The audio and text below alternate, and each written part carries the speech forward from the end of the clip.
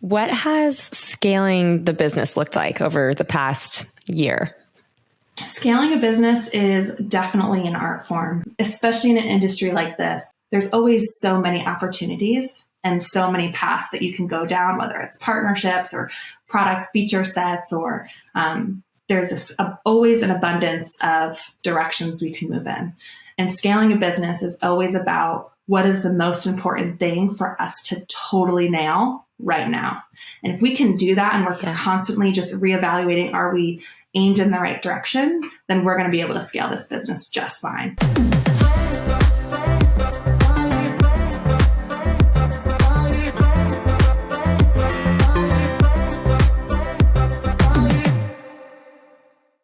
Hey, everybody. We have an awesome guest today from the group travel space, female entrepreneur, CEO, and co-founder of Reposite, Heather Stupi. Hello. Her company, Reposite, is a B2B all-in-one workspace powering travel and event planners.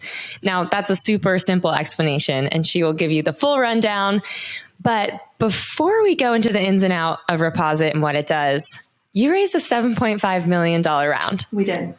That's incredible. And I know getting funding in this current environment is tough. So tell me, what does raising a seed round of that size look like? So definitely, I'm not going to sit here and say it's easy, but it actually is a lot more relationship based than I had originally thought. I know when it comes to raising funds, a lot of people do this spray and pray approach and just try to talk to as many people as fast as they can. And that's just never been my style. Like, the reason we got a deal done is because I had been in contact with people who had been following our story for several years. And so at the end of the day, when it was time to raise money, I knew who to go to. And it's good to have believers who just like want to jump when the opportunity is right. So. Absolutely. They know you. They trust you. Also, spray and pray. That's hilarious. I've never heard that. I was talking about like seed rounds and stuff with Kenny, and he was like, yeah, there's so many no's, not enough yeses, and you just got to like keep grinding. And I was thinking, I'm an actor, and I was like, okay, as an actor, I've probably done over 200 auditions in my life and gotten enough yeses to put on two hands. So I totally understand like the craziness of fishing for yeses and getting constant no's. How many investors did you have to pitch to raise 7.5 million? It's a really good question. I'll tell you what, I developed very, very thick skin, as everyone who's been through this process knows. And I would actually just be really grateful when we got a no, because it meant that I didn't have to reach out to that person again. So like you don't try to convince, I did this early on, where you try to convince people like, no, if it's a no, let me tell you why it actually should be a yes. And it's way better to just say, this person doesn't inherently believe in what we're doing. They don't get excited by it. I don't feel the passion oozing from them when I, give them everything I have in terms of the sharing the passion that I have for it. And so if that's just not a match, then I don't really want that person on my team anyways. No hard feelings, but I want to talk to the people who just like, we jive with, we're brainstorming, and I leave the best investor meetings just really having more ideas and just really being more excited that I went into it. Absolutely. You're inviting them into your business. Yeah. You're like, you're a part of the family now. I want you to believe in it. Absolutely. Okay. Now we can get into Reposite. What is Reposite? How did it come about? Tell us everything. Okay. So Reposite is a workspace for travel planners that helps them build itineraries specifically for group travel, but then also connect with different suppliers for their itineraries. So through Reposite, they can discover hotels and restaurants and activities and ground transportation and anything that they need to do to build their itineraries, whether they have pre-existing relationships with them or not.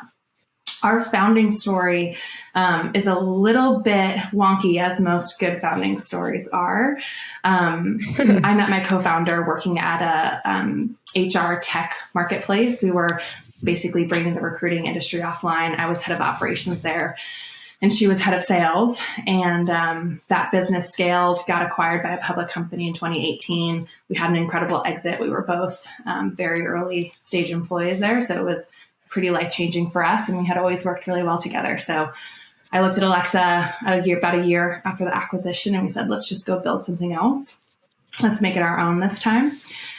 And so we built an experience company, and we started that in 2019. late 2018, early 2019. And we had built mostly for B2C, trying to have incredible experiences in New York City. And what we found is our first experience was a 1920s car tour through Times Square and just the primary sites of New York. What? We had vintage cars That's from the awesome. 20s and 30s. It was incredible. Hired tour guides, the whole 9 yards. Just fun. We wanted to do something fun after working our asses off for such a long time at our previous company.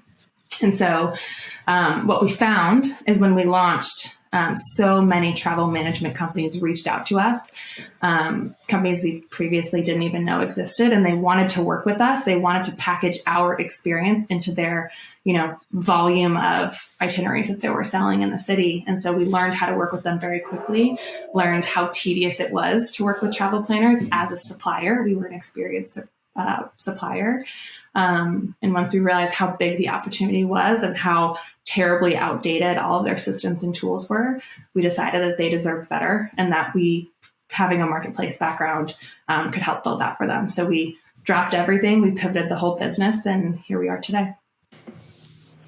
Oh my gosh. What a great story. Did you have to sell the cars? Yeah, we sold the cars. And actually, that's a funny story. We moved the cars to Jersey just because less parking costs and stuff. And so every time somebody wanted to see a car, it was physically me driving to New Jersey, which is about an hour and a half ride, and just trying to go into this garage and sell the cars. It was a nightmare, but I'm glad that stage of my life is over. So you have some experience selling cars from the 1920s and 30s? I do. Yeah. It's a hopping market. That's amazing. I need a picture of you in a 1920 Camaro. 1920 Camaro. The 20s were... I don't think they had Camaros in the 20s. Camaros. You guys, Ford Model A's, Ford Model B's. Yeah, the fact that you even know that, the listeners know that you're not BSing us. You're like, a Model A. Haven't heard of a Model A in quite a while. In 100 years. Truly. That's amazing. Let's tap into Heather a little bit. Tell me a little bit about yourself. I did some light internet stalking, as any good podcast host should. Fair. How did you go from Columbia University to leading a group travel company?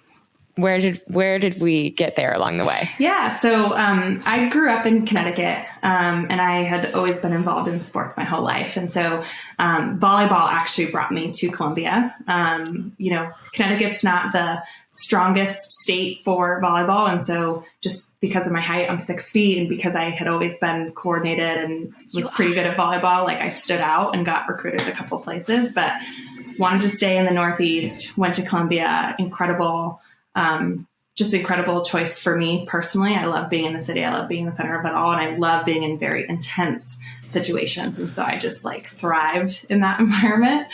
My first job out of school. What position did you play? Oh, I was middle blocker for volleyball. Sure. Yeah. Yeah. I was like, she's got to be at the net for sure. Exactly. That's amazing. Front and center. That's what I like to say. College volleyball is no joke. That's exhausting. I've seen them training from across the UCF gym, and I'm like, that is made me a morning next person. Level. 6 a.m. practices. It was made me who I am for sure. That's amazing. My first job out of school, I did investment banking. So again, just continuing the trend of putting myself into the most intense situations that I possibly could.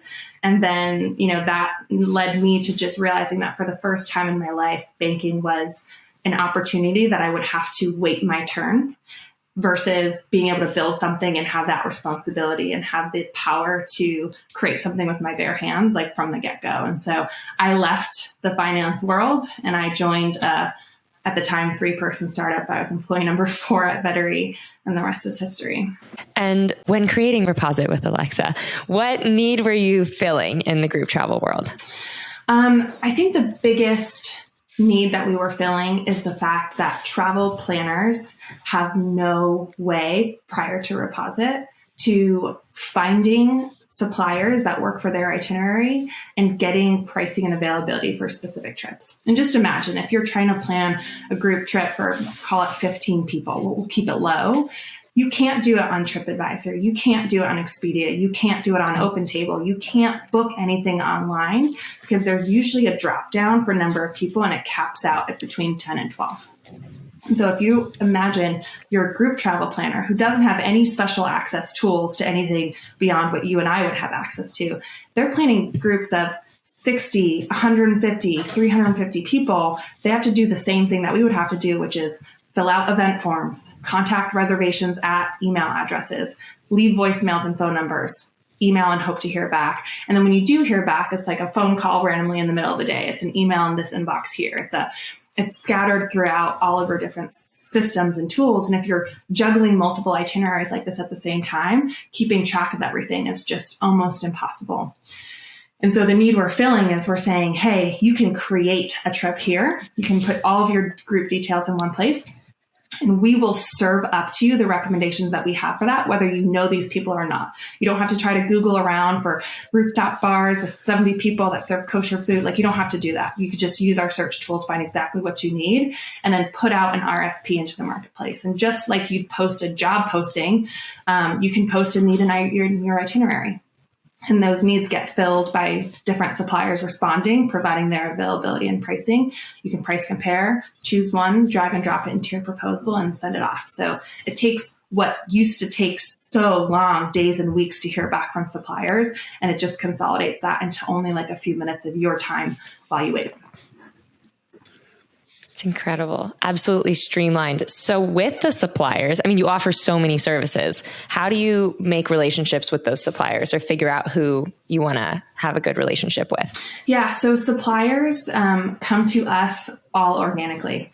They are usually being invited by travel planners that have worked with them before, or a travel planner can find a supplier and then reach out to them through Reposite if they're not already within the Reposite network.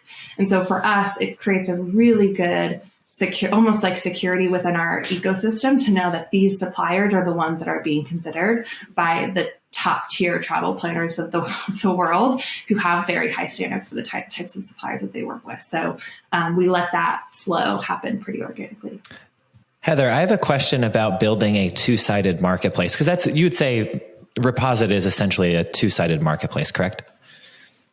Yeah, between the professional planners and the suppliers. Yeah, and it's super interesting what you just said about the suppliers come to you organically. So typically for our audience that maybe isn't familiar with how these marketplace businesses get built, if you think of something like Airbnb, it's a two-sided marketplace. And typically what the founders do is they'll always start on the supply side. So it's this delicate balance of you have to build the demand side, the consumers, but you also have to build the supply side because you have to have a product for someone to use, right? So when they were building Airbnb, they wanted to get a bunch of people to host their homes, and they usually went city by city. So like their first test was, I think, Denver, then they went to New York, and you go city by city, but you have to have listings before you have consumers, right? And so it's really interesting to hear you say that a lot of your suppliers come to you organically. But when you were first building the product, day zero, did you have to focus on the supply side right off the bat, or did that still kind of come pretty quickly? For us, and I think I agree, ours is a unique situation. We've never had to focus on acquiring on the supply side. For us, all of our platform activity comes from the planners. And so if you can imagine, you're thinking of supplier as supply, but we think of planners as supplying our marketplace with leads and opportunities for our suppliers. So it's kind of like flipping it on the head. So if we can create such an incredible software experience for travel planners and move them off of their crazy spreadsheets and binders off the offline world into online world, all of a sudden they're starting to create trips, they're inputting their data, we're starting to structure that data for them. It's being dynamically updated. And then that's the experience that we give away for free to travel planners today. They're incentivized to use it because it's so much better than their old experience. And then they want to engage with suppliers that, quite frankly, a lot of times they already have relationships with. That invites new suppliers to the marketplace. And then therefore, other travel planners can find the right supplier when it comes time. And so we have suppliers all over the world, quite frankly, because our travel planners create trips all over the world, but we will only offer suppliers a paid subscription if they're in one of our core markets where we can guarantee that there's a steady flow of leads that are coming through that they could be matched with and find success on Reposite. That's smart. That makes sense. And how are you getting the travel planners today?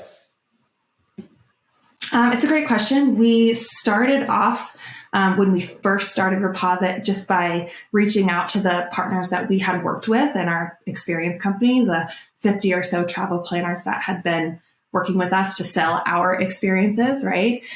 And so we already had a small pot to work with. And when I say travel planners, I'm not talking about, just the solo travel agents that you might think of or the travel advisors. Like most of our average group size on the platform is between 60 and 70 people.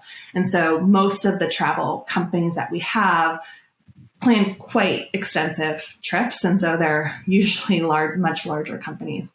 And so in terms of the travel planners on our site, they use us and they continue to generate that engagement for the supplier side. They come to us because sometimes they get invited by suppliers on our platform too. So if you think of us before we started Reposite, we were an experience company that had 50 partners that we had to struggle to update with all of the changes of our own business. If I had a way where I could maintain one profile and just make sure that the databases of our partners were updated immediately, I'd want to invite them. And so that was one of our early features that we did. We allowed suppliers to invite planners and we allowed planners to invite suppliers. And so we brought the network that had already existed online and created more transparency and data around it. What has scaling the business looked like over the past year? Scaling a business is definitely an art form, as I know, Kenny, you could definitely attest to as well. Especially in an industry like this, there's always so many opportunities and so many paths that you can go down, whether it's partnerships or product feature sets, or there's always an abundance of directions we can move in. And scaling a business is always about what is the most important thing for us to totally nail right now. And if we can do that and we're constantly just reevaluating, are we aimed in the right direction, then we're going to be able to scale this business just fine. But I think where a lot of people get caught up is in getting distracted by all the cool, fancy things or the ideas that people might throw out there. And instead of being really honest about, is this the one thing that's going to take us to the next level? And so that's why I have Alexa. That's why it's so important to constantly be setting time for strategic thought, because if you're not focused in the right direction, you're wasting resources. And that's one of the most important things to us. So you guys worked together, you were friends first, and then you started this business. How is running a business with your homie? I wouldn't have it any other way. Everyone says that being a co-founder is like a marriage. And so that's definitely the case. You're in this for the long haul, and your goals are aligned and your vision's aligned. And when you're not in alignment, it's important to wrestle through that and have a second perspective to be able to figure out what am I not seeing? And so I think because we have different backgrounds and different perspectives, we've always been really good at doing that. And that's why I knew I wanted her to be my co-founder. We always, like I said, worked really well together. We don't always agree with each other, but I think that's healthy. It's important not to always agree with the person. Absolutely. Because it constantly helps keep us calibrated and making sure that we're always facing in the right direction too. Yes. A little disagreement encourages progress. Of course. I'd be worried if there was none. Well, healthy disagreement. I have a question. If there was one email or deal that came through that would stop you in your tracks and cause you to call Alexa immediately, what would that be? What is the big fish that you guys are pursuing?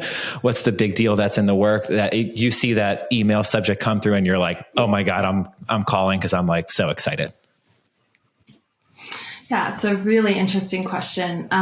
There's a lot of emails that get us excited. So picking just one type is definitely difficult. I would say if there's a company, probably on the travel planner side, that, has been working with us for a while, maybe with one or two of their group's departments and having success. If there's opportunities for larger partnerships, or if there's like an opportunity to work in partnership in a deeper way, those are the emails that get us really excited, because it's like, we give away so much of our software in hopes that we can create real value, because at the end of the day, if you don't have a good product, like, what are we all doing here? So it just shows that there's conviction in the product and that we're landing and expanding. And those are the kinds of things that we look for and we get really excited about. Listen up, big fish. If you're listening. Would that be, so speaking of big fish, would that be like a hotel brand? So say that like a New York City based hotel brand wants to run like a pilot with you guys. I would assume that they maybe pay a fee and then they hope that they get bookings. Is that kind of the mechanic that you guys are hoping for? Yes and no. We certainly have a lot of the incredible hotel brands on our site. And for us, they're relatively easy to talk to and get in front of, because at the end of the day, the value that we're providing them is a steady stream of leads and business, and an entrance into a industry that, quite frankly, they might not have ever invested in before. And so that's just an easy value prop to them. I'm more talking about the travel planning companies, the ones that are putting the groups together that create multiple, sometimes thousands of itineraries a year in different cities across the world. And they're the ones that need the services to find the right suppliers for that itinerary. Or maybe it's a market that they're not as familiar with and they want to get ideas without having to spend, days and days Googling and trying to figure out what the best options are. And so those are the ones that are definitely more valuable to us, because we can hit home runs with suppliers all day. It's really just making sure we have an incredible product experience for the travel planners, because like I said, for us, there are suppliers. They're generating activity and engagement in the platform that we can use to serve our supplier users. So most of our listeners are meeting planners. So for the audience, what is the cost to use Reposite? How can people get started?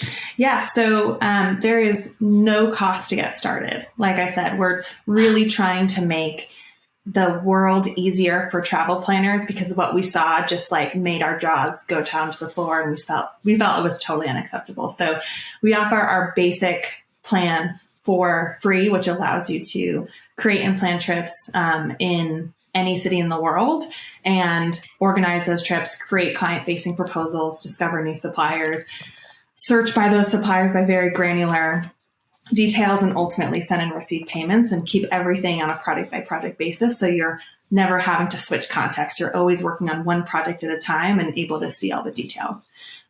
We do offer two kinds of paid plans. One of them is to be able to discover new suppliers and to be able to get custom recommendations for suppliers in markets that are outside of like the US top 10. And so if you're planning trips consistently, like in some of the smaller cities in the US or internationally, we would recommend like our pro plan for that. And then we also have a full service plan, which just makes our team a little bit more involved. You'd be leveraging our AI to get custom recommendations and actually do a lot of the supplier contact between them to get pricing and availability and get to like those options a little bit faster to take that strain off your team. So that's definitely more of a white glove service that we use technology to power, but it definitely saves a lot of time, and it is like our full service plan.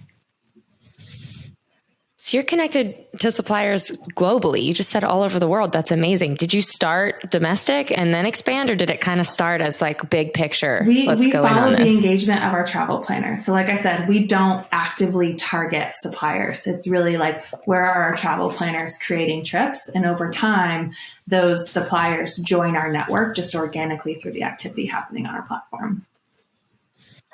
And word of mouth in this industry is surprisingly strong. So we're definitely taking advantage of that. People as well. underestimate it all of the time. We actually grew, a majority of our growth has come through a referral program, which is literally just people talking word of mouth. And then they're like, hey, Jamie gave me your information, or Mark passed along your email. And I would say that probably accounts for like 1 in 4 of our new trips. Amazing. Yeah, we found the same. It's a little old school. I think that sometimes in this like tech craze world where everyone is after the newest thing, people forget that like answering the phone and being really good on service is a huge way to win. Just having a good product and having it like incentives built into for people to share, other than it's just cool. Because there's a bunch of products that I always talk about. Like I just got an 8-sleep bed and I've been in love with it. And so they don't pay me or there's no. Kenny's the ambassador. But it's so good. Do you guys have this yet, or have you heard of it or no? I've heard of it. I heard of them when they were really, really small. I think they were like an early Vettery client, actually. Oh, really? But yeah, I haven't actually had any personal experience with the bed. I've seen you get to work like with your product teams and stuff in meetings. Are there any other products or startups that you really admire where you're like, I just love what this team does? There's a lot of different experiences and apps that I just like find so much easier and so much better than the alternatives. And I don't even know why this is coming up to my brain right now, but one of them that I really love the concept of is Lemonade. It's random, but it's basically the insurance company. They have such an incredible user experience, whether you're like, and I don't even use them, right? Like I constantly check back to see if they're in my area or whatever. But I use them as inspiration. Insurance sucks. So to make it fun, it's good. I use them as inspiration. They do a really nice job at like just being transparent about their own journey as a startup. And so I just respect them and I follow them too. But hearing about they're totally transforming the insurance industry. They're flipping it on its head about how it's currently done. And those are the companies that I love to follow and I love to almost take examples of. And they just have a delightful user experience. It just changes the experience of working with insurance to actually being like one that's modern and cool. Yeah, insurance is the worst. Are you going to start using it now? Starting now? I honestly don't think they're in my area. So I think I actually keep trying and seeing when they expand, but I'm waiting. Are there any physical products that you just absolutely love? I do love Remarkable by my notebook. Oh, you have that? Really? Yes. You would take it over an iPad? It's so much. It's amazing. I would absolutely take it over an iPad. Whoa. Yeah. Why? Same. Yeah.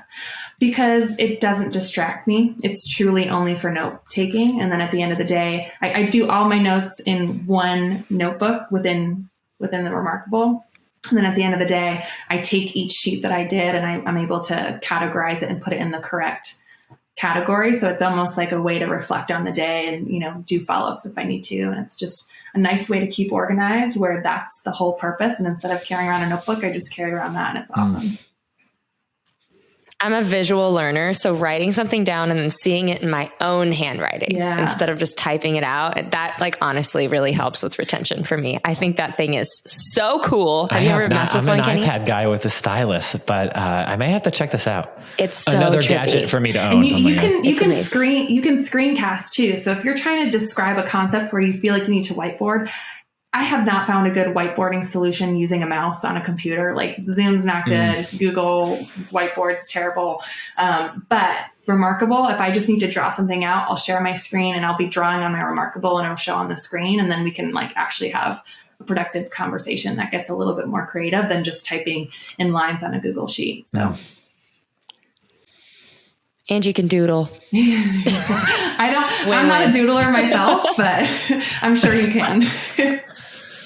Ashamed that I have more doodles than notes on there, but that is a great product. Highly recommend that for sure. That's a good Christmas/birthday present for you to ask. She will not buy me any more gadgets. I'm like gadget out. I have so many. I have all the Apple products, which is not great. I bought the stupid 8-sleep bed. Not stupid, but it was expensive. I do love it. It's so cool. And I just talk about it like, oh, my bed is so good. And then I have, I got a tonal, incredible product. If you want like great software, great user experience and great hardware, I would put them right up with like Tesla.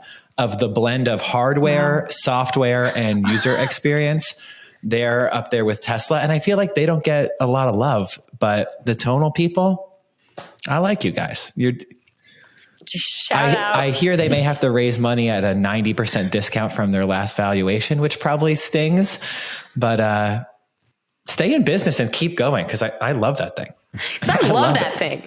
I love that. Let's get back to Reposite. I want to know what the future looks like. What do you see Reposite looking like a year from now? A year from now, I would say we are really starting to make strides with leveraging the data that we're collecting. And I think that's one of the benefits of bringing an industry offering to online. Instead of having things stuck in Excel sheet or stuck in email, you're just able to see trends, patterns, and connections better than you otherwise would be able to. And so I think finding really incredible combinations of suppliers is going to be like a huge step in the right direction. And so we're using AI to help determine, okay, if you choose this restaurant, like what percentage of companies choose this hotel? Is it within walking distance? And are these good combinations of things? Are they highly rated? And so over time, you can start to almost recommend full itineraries instead of recommending one-off suppliers. And I think that's one of the things we want to get to, is not just like the individual supplier profile, but how can we make it so that based on the itinerary needs that you have holistically, we can serve something up to you and give you a couple of different options. I think that would be incredible. And we're building the foundation to be able to do that. That's amazing. How did you get the name Reposite? Good question. When we first started off, it wasn't a marketplace at all. It was just a workflow suite for travel planners. And we wanted to help them put all of their work and all of the stuff that they were working on into one central repository. And so we just cut it in half, took a shortened version of that, and we called it Reposite. Awesome. You're on Travel Nerds. Heather, what are you a nerd about? I am a nerd about helping new moms navigate their new selves and their new world. So like sweet. I became a mom during the pandemic. Stop, you're an angel. It's like, so I became a new mom during the pandemic. Congratulations. And obviously there's not a lot of thank you. There's not a lot of resources. There's not a lot of communities that existed for me. Like I couldn't even do like my appointments with my husband. So, just finding communities and finding resources and learning as I go and learning from people that have done it before put me into a place where I can be a successful entrepreneur and also like the mom that I want to be. And so being able to provide those resources that people don't have to like dig and dive and figure it out on their own is like really important to me. So that's kind of what I do, nerd out on the weekends when I talk to friends who are entering that phase of their lives. So sweet. That is the most wholesome answer we have ever received. Usually we get like, we've so done sweet. space, city planning. What are some of the other ones? Yeah, she said urban development. Yeah. I was like, that. Alicia said urban. I was like, wow. Okay. Yeah. For me, it's like, this is a topic that most people don't really talk about other than saying like, oh, how sweet. Oh, it's the best years of 100%. Your life. It's just like, can we just get down to the real advice and figure out how to logistically deal with something? Because, I'm a researcher and I did my fair share of research to get into this. And not everyone has the time to do that. So I think it's important. I had one of my friends, I was playing golf with him, and I won't give any other personal information other than that, but he has children. I won't say how many. But he just looks me dead in the eye and he's like, don't have kids. He just looked me square in the eye. And then he just hit a 7-iron into the green, and then we continued on with our day. That's the last that we talked about it. I respectfully totally disagree with that. You're pro kids. I think Okay, having my son has just put me into a different state of being. Like it makes the time. He goes to daycare. He loves daycare. But for me, I have to make it totally worthwhile to send him to daycare and be like my best self every day, because if I'm going to spend time away from him, I'm going to make it absolutely count. And so just being able to tap into that and just be like totally ferocious when I need to be, and then totally present like when he's home from daycare, is something that like, it's just brought me to the next level. That's awesome. So, I would wholeheartedly recommend Venture-backed startup co-founder, CEO, and new mom. That's during the pandemic too. Like, you're doing life on hard mode right now. Is that fair? Yeah. I've definitely had to adjust and find places to find mental calm, but I've never chosen the easy path in my life. I just like I said, I always like to put myself in intense situations. And so this is what do you do for fun? Like, if you have like a free day, someone has the kid, what are you doing for fun? Probably just going for a walk, being outside, or reading. Funny story, my New Year's resolution this year was to read 52 books. Ooh. And I'm on track right now. So like, still going. What are you reading now? So I just love reading. I read a lot of fiction, so nothing that I care to share on this podcast. It doesn't make me seem smart, but I do it instead of watching like Netflix or TV at night now. And it's just like, again, when my son's asleep, that's how I relax. I'm just like so much happier when I read. Yeah. Like I'll lay in bed and watch 4 hours of TV, and then the next day I'll read for an hour, and I'm like, I feel like my vocabulary is better. I feel quicker. I feel less groggy when I wake up. I sleep better. And I don't read like totally sleep better. Yeah. Absolutely. I don't read anything that makes me smarter, which is the problem. That's what I should change. I read like I think nerdy you should fantasy stay fiction. the same. I'd like, if that's your outlet, then don't read to make you smarter. Read to get you to relax and put you in that headspace and get better sleep and feel those things, because that's really important. That's what I do. So I love that. Great advice. Read more, everyone. Okay, guys, that was Heather Stupi. You're amazing. Thank you for coming on. And later, nerds.